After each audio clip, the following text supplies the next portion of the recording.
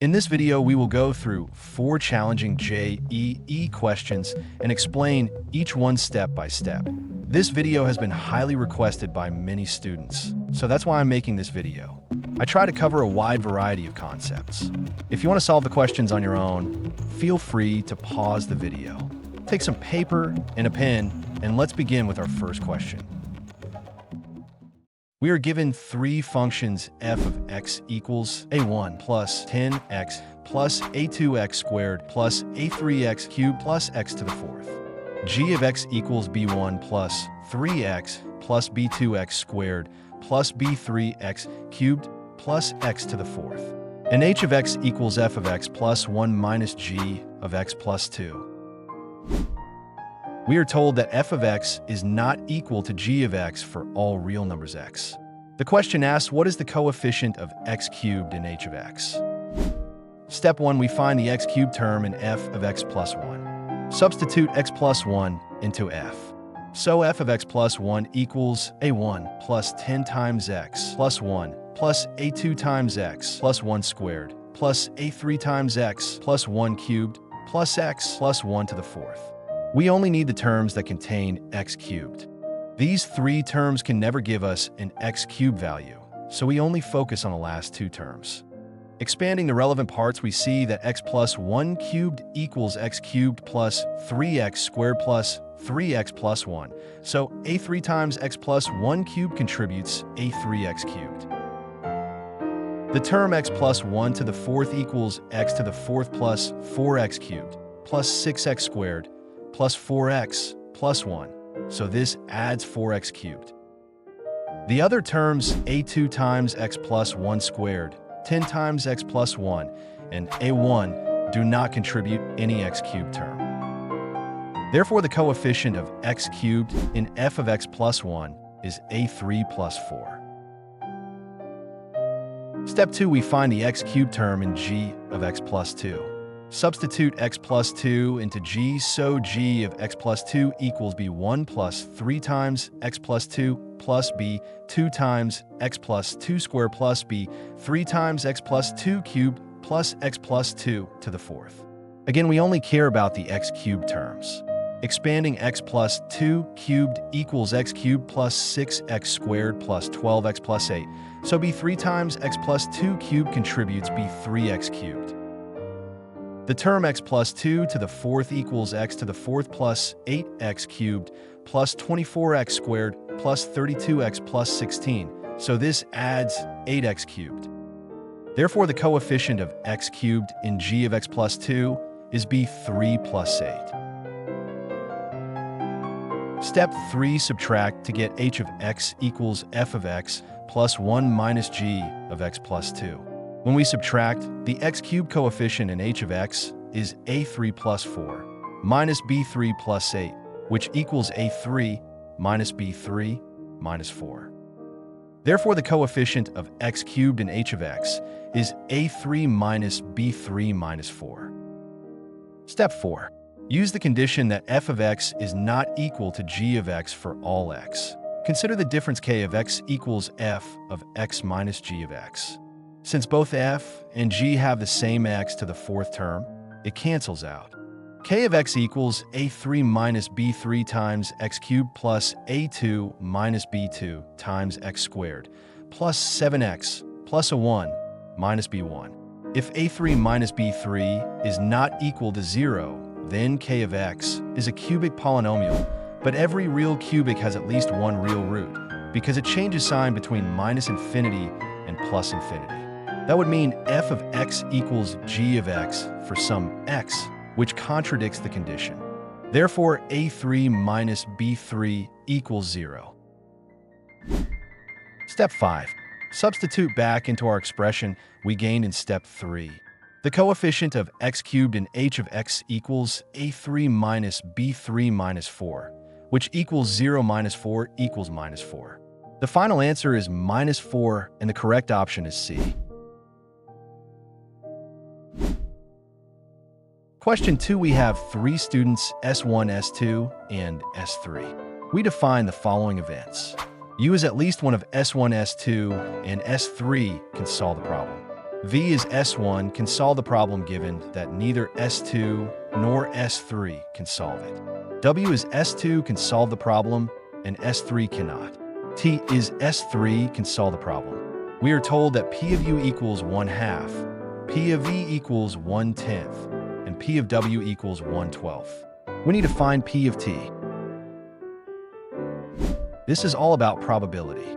If you want to refresh the basics about combinatorics, you can check out this video I made about it first. You'll also find the video in the description. Let's now begin solving it. Step 1. Use easier notation. Let A be, S1 can solve it. Let B be, S2 can solve it, and let C be, S3 can solve it. Then, U equals A or B or C can solve the problem. V equals A, given that not B and not C can solve it. W equals B can solve the problem, but not C. Last but not least, T equals C can solve it. Step 2. Use the information given. From P of U equals 1/2, at least one can solve means the opposite of none can solve. Therefore, P of none can solve equals 1 minus P of U equals 1/2. Let us call this probability P000, where 000 means A, B, and C all equal 0, so they can't solve the problem. From P of V equals 1/10, V means A can solve, given that B and C cannot. By the formula for conditional probability, P of A and not B and not C divided by P of not B and not C equals 1/10. Let P100 equal P of A and not B and not C. Then P of not B and not C equals P000 plus P100. So, P100 divided by P000 plus P100 equals 1/10. Substitute P000 equals 1/2.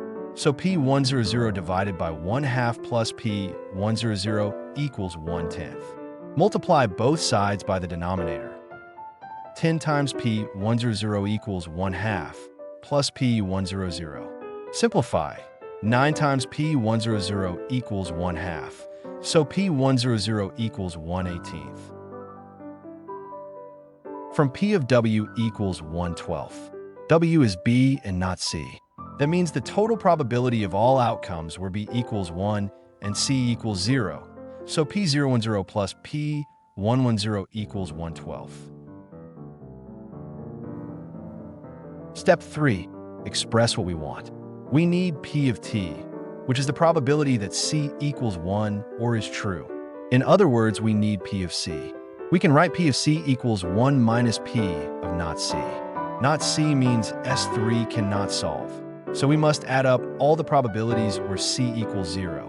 P of not C equals P000 plus P100 plus P010 plus P110. We already know P000 equals 1/2, P100 equals 1/18, and P010 plus P110 equals 1/12. Add them up. We get 1/2 plus 1/18 plus 1/12. Let's find a common denominator, 36. 1/2 equals 18 over 36. 1/18 equals 2 over 36. 1/12 equals 3 over 36. Add them together. 18 plus 2 plus 3 equals 23. So, P of not C equals 23 over 36. Then P of C equals 1 minus 23 over 36, equals 13 over 36. The final answer is P of T equals 13 over 36. So A is the right answer.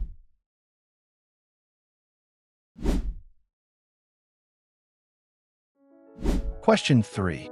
We are given the function f of x equals 2 minus 2x squared minus x squared times the sine of 1 over x for x not equal to 0. We also know that f of 0 equals 2. The question asks which of the following statements is true. Statement A says that f is not differentiable at 0. Statement B states there exists a positive real number delta such that f is decreasing on the interval 0 to delta. Statement C says for every positive real number delta, f is not an increasing function on the interval minus delta, to 0. Statement D states x equals 0 is a point of local minima of f. Step 1. Understand the formula near 0. For x not equal to 0, we can rewrite f of x as 2 minus x squared times 2 plus sin of 1 over x. Here, 2 plus sin of 1 over x always lies between 1 and 3, because sin of 1 over x lies between minus 1 and 1. So, for small x, we can say that 2 minus 3x squared is less than or equal to f of x, and f of x is less than or equal to 2 minus x squared. In particular, for any non-zero x close to 0, f of x is strictly less than 2. That shows f of 0 equals 2 is strictly larger than nearby y values. Therefore, 0 is not a local minimum. In fact, it is a local maximum. Statement D is false. Step 2. Check differentiability at 0. Let's compute the difference quotient at 0. F of x minus f of 0 divided by x minus 0 equals 2 minus x squared times 2 plus sine of 1 over x. Minus 2 divided by x equals minus x times 2 plus sine of 1 over x. As x tends to 0, the factor x tends to 0, and 2 plus sine of 1 over x stays bounded between 1 and 3. Therefore, the whole expression tends to 0. That means the derivative at 0 exists and equals 0. Statement A is false. Step 3. Compute f prime of x for x not equal to 0. Let's now differentiate f of x. F of x equals 2 minus 2x squared minus x squared sine of 1 over x. So f prime of x equals the cosine of 1 over x minus 4x minus 2x times the sine of 1 over x.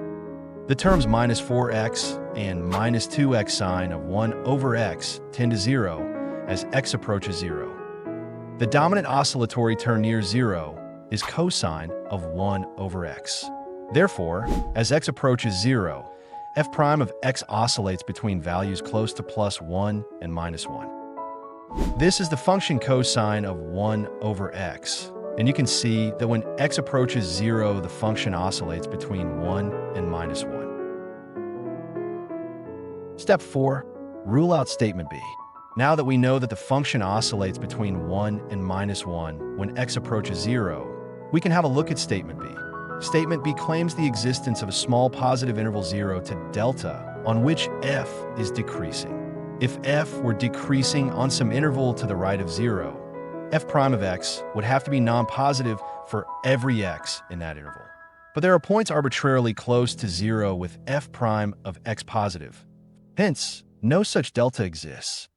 Statement B is false. So statement C is true.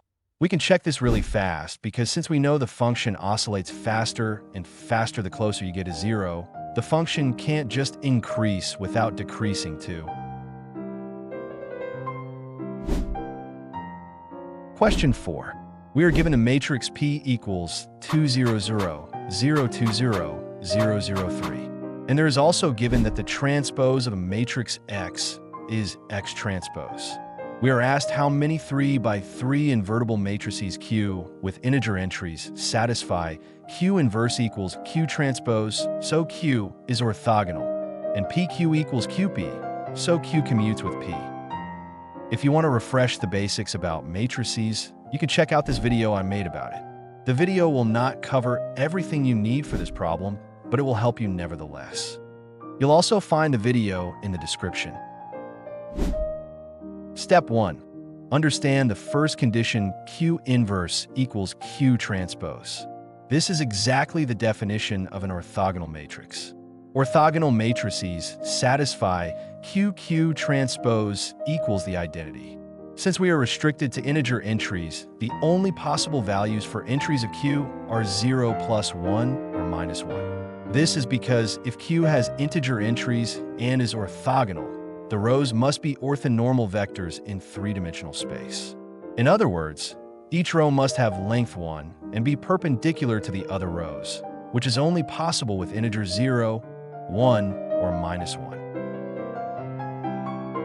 Step 2. Understand the second condition P times Q equals Q times P. P is a diagonal matrix with diagonal entries 2, 2, 3.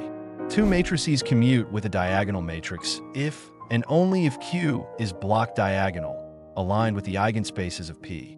The eigenspaces of P are eigenvalue 2, the first two coordinates, and eigenvalue 3, the third coordinate. So Q must be of the form A00 plus 1, where A is a 2 by 2 orthogonal integer matrix, since it must satisfy Q inverse equals Q transpose. The 1 by 1 block plus or -1 is for the third coordinate eigenvalue 3. Step 3. Count all 2 by 2 orthogonal integer matrices. All 2 by 2 orthogonal matrices with integer entries are 1, 0, 0, 1, -1, 0, 0, -1, 0, 1, 1, 0, 0, -1, -1, 0. So there are 4 possibilities for A. Step 4. Multiply choices. The total number of 3 by 3 integer orthogonal matrices Q, commuting with P, equals the number of choices for A times the number of choices for the 1 by 1 block. That equals 4 times 2, which equals 8. The final answer is 8.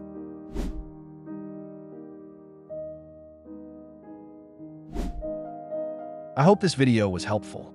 I made this video because so many of you requested it. I even created a poll where you voted for this video idea. This was my first time solving problems like these in a video, so if you have any tips, leave them in the comments. I would appreciate it if you liked the video because I spent a lot of time on it. Thanks for watching. Bye.